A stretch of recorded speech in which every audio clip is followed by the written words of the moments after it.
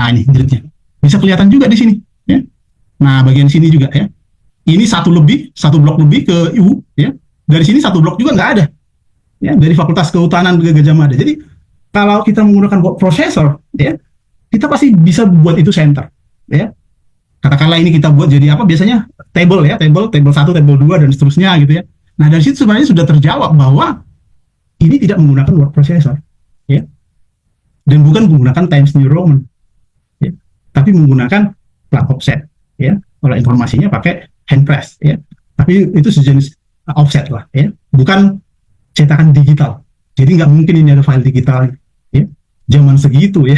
Zaman segitu memang ada ya, yang sudah ada beberapa informasi, oh ini bisa pakai typewriter atau bisa pakai menggunakan apalah istilahnya, ada beberapa software. Tapi kalau yang saya analisis itu tidak ya. Dan pengakuan dari Perdana juga mereka menggunakan hand press ya, offset ya, dan itu bisa terbukti ya. Anda bisa hitung nanti jarak ini ke sana, dan seterusnya, itu Anda bisa hitung sendiri ya. Ya, walaupun dicetakkan, itu pun fontnya harus tegak-tegak lurus-lurus gitu ya, karena belum ada algoritma kurva Bezier ya, baik yang kuadratik maupun yang kubik ya, untuk melengkungkan font itu. Jadi kalaupun di situ dulu 1985 mereka cetakkan ya, pakai teknologi printing saat itu, baik lewat koleksi font dalam PostScript ya, PostScript Type 1 yang ada di Adobe, itu belum cantik ya. Makanya kalau ada pun ya, kalian lihat sampulnya skripsi zaman itu tidak seindah ini. Kita lihat lengkungan-lengkungan ini sudah sangat indah ya. Makanya saya bilang ini font modern dengan teks editor modern.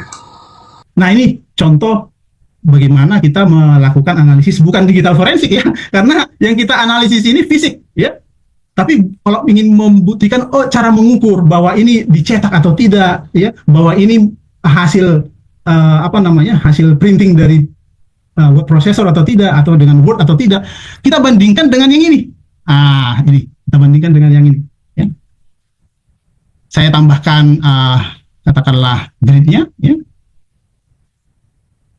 sama-sama katakanlah 25 ya, sama-sama besar seperti itu. Ini presisi sekali ya, ada garis tengahnya segala macam. Kalau mau kita ukur, ini satu blok ya. Inilah kalau kita membuat halaman pengesahan menggunakan Times New Roman, nggak mungkin ya Anda membuat center ini gitu ya, terus satunya melenceng ke sana, satu melenceng ke sini, nggak mungkin ya. Jadi berbeda ya. Saya mencoba membuat persis ya, saya mencoba membuat persis seperti yang tadi, nggak bisa. Dari fontnya juga sudah beda, alignmentnya juga sudah berbeda gitu ya. Nah ini bisa digunakan sebagai bahan ya, sebagai bahan petunjuk boleh dikatakan, nggak bisa jadi bukti ya. Makanya saya bilang Bu Ova Emilia, lebih baik UGM jujur bahwa ya lembar pengesahan ini diproduksi dengan teks editor yang modern. Kenapa? Di sini sudah lengkungan-lengkungan kurva menggunakan persamaan matematika kurva Bezier dan kurva kubik untuk membuat setiap font ya di dalam setiap karakter di dalam skripsi Joko Widodo ini itu sudah sangat cantik dan modern, bahkan sama sudah dengan MS Word yang kita pakai tahun 2025. Bayangkanlah secantik ini ya, lembar pengesahan skripsi tahun 1985. Kalau lembar pengesahan skripsinya bodong, palsu ya, maka skripsinya palsu. Kalau skripsinya palsu, maka ijazahnya pun pasti palsu. Apalagi saya temukan tidak ada lembar pengesahan penguji, tidak ada. Saya lihat sendiri kok di perpustakaan Fakultas Kehutanan UGM, saya lihat sendiri, nggak ada. Ya, bayangkan skripsi tidak ada siapa pengujinya. Dan di sini kita lihat juga di lembar pengesahan untuk dosen pembimbing ini, ya di lembar pengesahan ini ya, Joko Widodo ini telah dipertahankan di depan Dewan Penguji pada tanggal kosong, ya. kosong ini. Coba lah bayangkan, ini punya penguji atau enggak, atau pernah dipertahankan enggak nih Bu Eva Emilia, Bu Rektor UGM. Ini kan telah dipertahankan di depan Dewan Penguji pada tanggal kosong. Bayangkan kosong. Ya, di sini juga Yogyakarta kosong 1985. Kapan ini ditandatangani? Dipertahankan di depan Dewan Penguji, kosong tanggalnya. Ya, ditandatangani lo dekan, pembimbing utama juga kosong. Ya, siapa yang menguji tidak ada di lembar pengesahan Dewan Penguji. Ya, dosen penguji ini kan makanya saya bilang ini sudah palsu. Ya, menggunakan text editor modern. Ya, lihat ini jenis apanya nih, fontnya ini ya, Times New Roman, modern, dengan lengkungan-lengkungan yang sangat cantik, dengan kurva Bezier, baik kuadratik maupun apa namanya, kubik ya, susah kali ngomongnya. Nah, kalau kita lihat produk yang sama, bahkan dikti sekalipun ya, ini keputusan Jenderal Dikti tahun 85 masih begini formnya ini. Masih gini kualitasnya. Itu keputusan dikti itu, orang pusat masih pakai mesin ketik. Teknologi yang digunakan oleh Dirjen Dikti saat itu. Dirjen Dikti aja masih menggunakan mesin ketik. Joko Widodo pakai text editor modern dengan font yang sangat asing saat itu. Kecuali memang dia di percetakan koran London katanya ya 1931.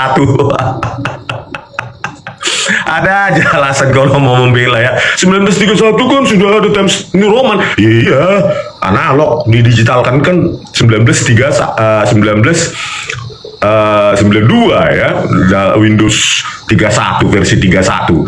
Oke, sebelumnya apa sih yang ada juga yang mempertentangkan, Bang itu kan di DOS bisa, dicetak bisa. Ya bisa, tetapi kan tetap tadi tidak ada apa namanya font yang cantik ya, bentuk font yang cantik gitu.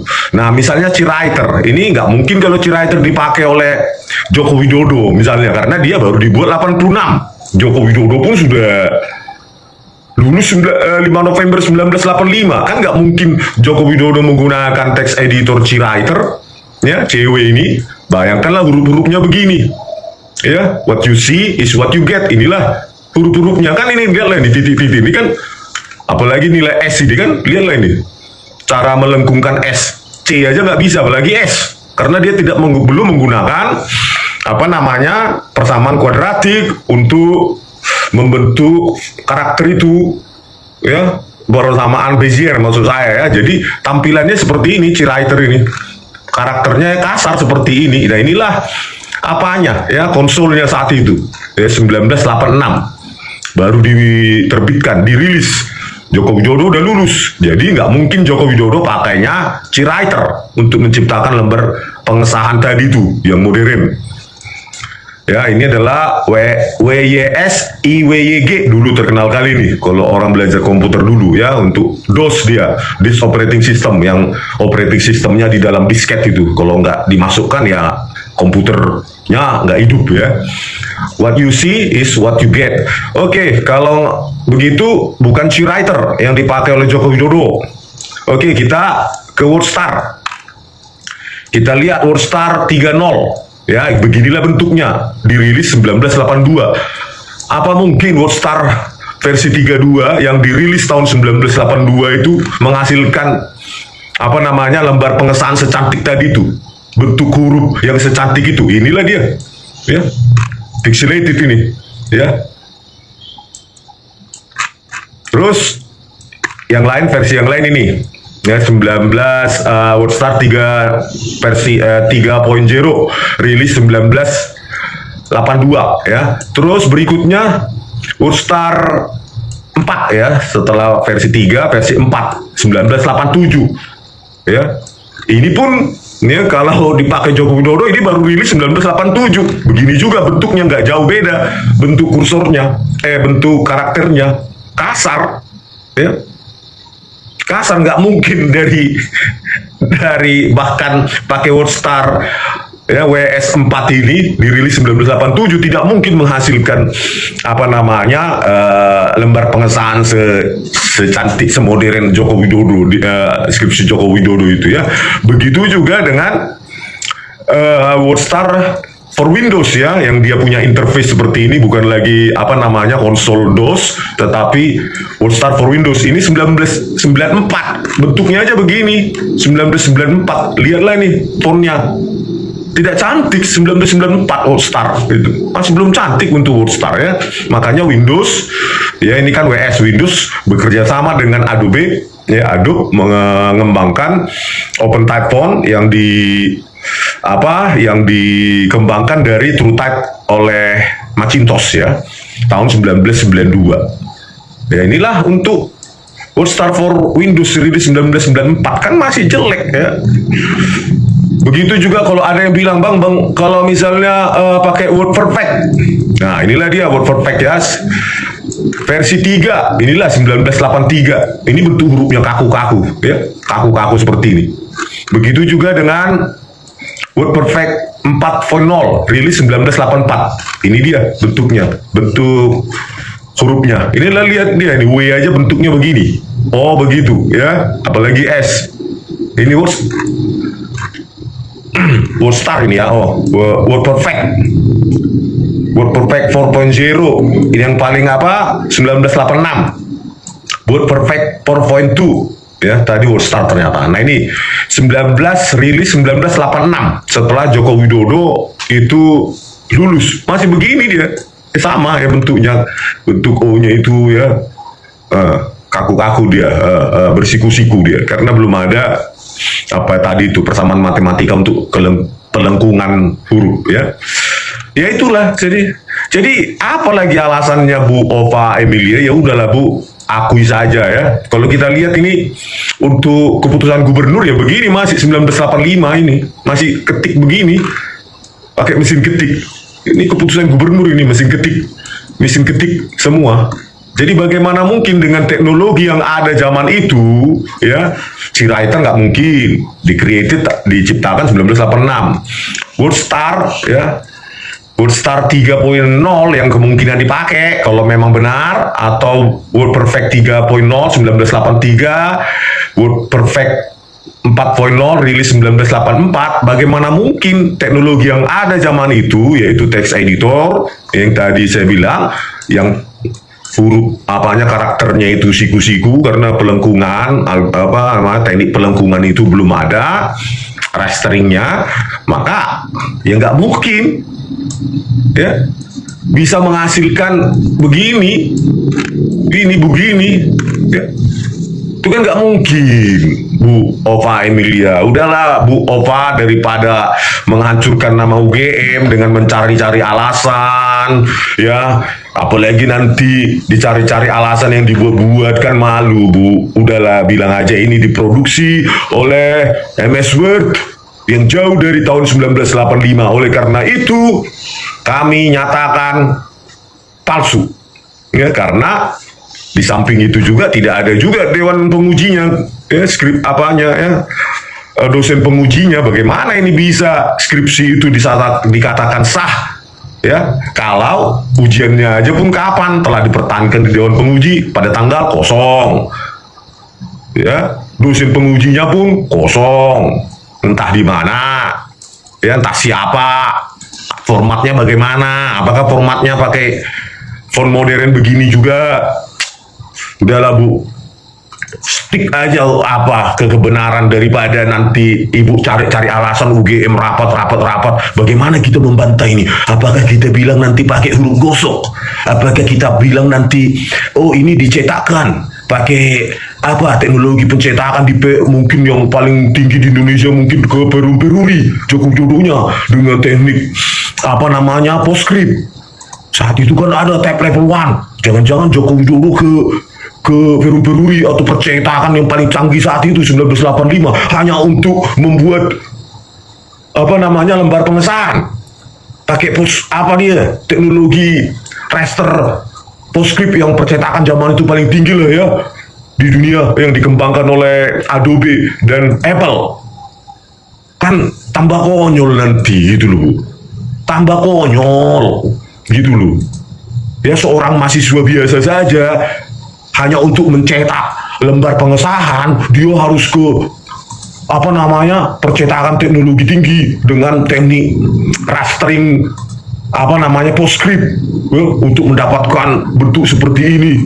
Teknologi terbaik zaman itu dia ke ini percetakan tertinggi 1985 loh Bu ya. PostScript aja baru dibuat mungkin untuk percetakan ya, publishing dan percetakan itu 1982 atau 83 itu di Amerika itu Bu ya. Masuk akal nggak 1985 kalau pakai itu, dan khusus untuk membuat lembar pengesahan Joko Widodo ini kan aneh ya. Jadi apalagi kalau dibilang alasannya nanti ini kayak rugos ini, huruf gosok. Aduh Bu, ini kan rata tengah. Bisa kita lihat ini rata tengah ini sudah algoritma, ini namanya algoritma string processing ya. String processing itu menata jarak antar spasi ya, jarak kata antar baris, antar kata secara horizontal itu sudah pakai algoritma ya. Kalau orang yang belajar string processing ya inilah algoritmanya. Begini, nggak perlu saya jelaskan ya, kalau orang komputer atau informatika paham ya, line spacing dihitung begini. Terus ini kan sudah bisa kita lihat ya, kalau kita gambarkan di sini ya, ini sudah pengaturan spasi yang modern. Saya gambarkan dulu ini. Nah, misalnya ini misalnya ini ya, ini kan kita lihat di sini ya, untuk membuat rata tengah maka jarak antar kata itu udah pakai algoritma dia, maka jarak antar kata itu bervariasi. Jadi contoh seperti ini ya. Ini ya jarak ini ya, kata di dengan depan itu begini ya, maka diatur oleh softwarenya ya, Microsoft Word dan text editor advance lainnya ya. Ini kan lebih melebar dari sini dan ini lebih sempit ya. Nah ini lebih lebar juga. Nah inilah algoritma spacing adjustment, kalau nggak space adjustment algorithm ya, dan itu kita pelajari ya dasar-dasarnya. Cuma untuk Microsoft Word ya jelas mereka sembunyikan karena memang kompleks algoritma mereka untuk mengatur, untuk membuat text editor mereka ya tetap untuk milik mereka sendiri ya, bukan open source ya. Nah begitu juga dengan yang lain. Kita lihat lagi yang lain. Ya, kita lihat untuk line spacing juga di sini sudah advance ya. Jadi ini text editor advance ya. Misalnya ini ya, ini kan line spacingnya ini dengan ini kan beda ini. Ya.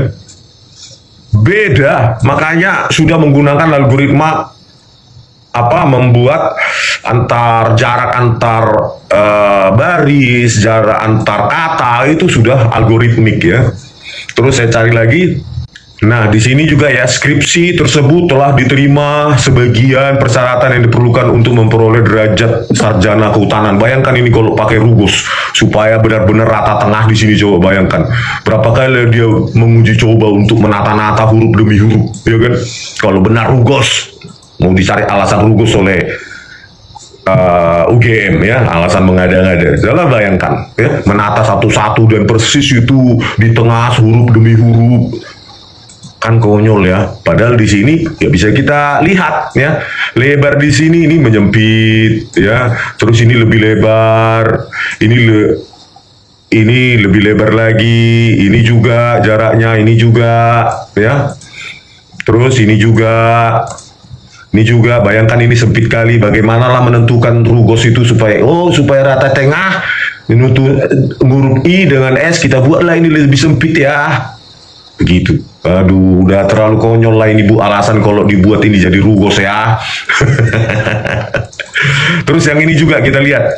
Nah, ini juga ya sempit, ini lebih lebar, ini lebih sempit, ini lebih sempit, lebih sempit. Ini sudah algoritmik semua ini oleh apa namanya yang diatur oleh algoritma penataan string atau kata di dalam text editor yang sangat advance ya. Bayangkanlah kalau ini dilakukan oleh seorang Joko Widodo ditata satu-satu ya sehingga dia persis seperti itu ya.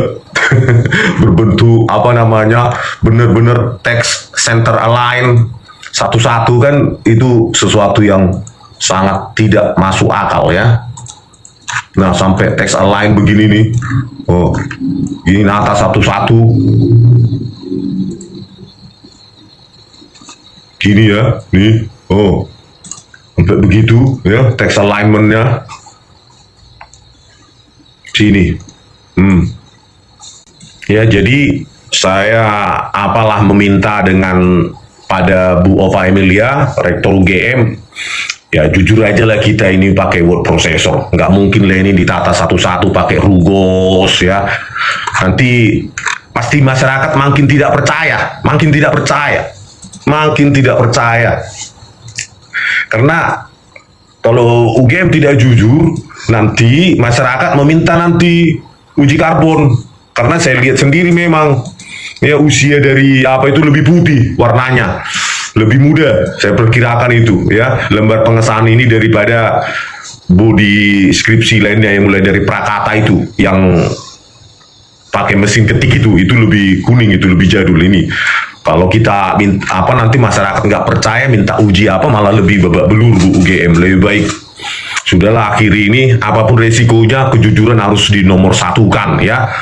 Tadi tuh kalau cuma cover bisa lah berbicara cover saja dengan logo bokeh boleh lah itu udah ada template-nya di apa sana di apa namanya fotokopian UGM saat itu ya. Tapi kalau spesifik individu seperti ini mau dibilang lagi kepercetakan advance saat itu dengan teknologi font yang sangat modern Pak Joko Widodo ya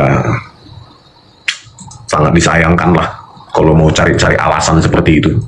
Ya, apalagi teknologi percetakan saat itu ya cuma ini Bu ya dipakai oleh para mahasiswa kalau ada saat itu ya 1985 Star Micronics teknologi SG10 dot matrix inilah cuma ini ya. Canon juga seperti itu kecuali memang Joko Widodo apa namanya memiliki printer apa yang dimiliki oleh Adobe saat itu ya seperti Canon inkjet yang baru early stage yang baru saja lahir saat itu teknologi paling baru saat itu mungkin sudah ada LaserJet Canon miliknya Adobe dan Apple ya silahkan kalau mau berargumen seperti itu, tetapi lebih baik jujur daripada dicari-cari alasan.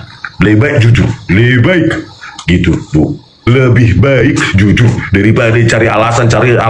Tapi ujung-ujungnya nanti di ujung sana, di ujung waktu ya kebohongan itu tetap terungkap ya. Kebohongan itu tetap terungkap ya. Pendek do Pak nih bergebus. Jadi pendeknya apa ini? Orang-orang pembohong ini gampang diketahui, suatu saat akan diketahui. Lebih baik jujur dan UGM dihargai sebagai universitas yang masih memiliki integritas moral, kejujuran daripada cari-cari alasan nanti ya dicarilah ahli-ahli untuk membenarkan bahwa ini Pak Jokowi itu kepercetakan itu sudah ada waktu itu teknologi apa printer yang terbaru keluar tahun 83 84 di Amerika langsung dipakai seperti Canon LaserJet yang baru dikeluarkan oleh Apple dan Adobe. Aduh Bu, rakyat biasa loh Pak Joko Widodo saat itu, rakyat biasa, sama seperti mahasiswa biasa. Kalau benar jadi pernah mahasiswa UGM kan Pak Jokowi, ya sama seperti mahasiswa biasa. Pakai apa rupanya? Pakai ketik manual menulis skripsinya ini.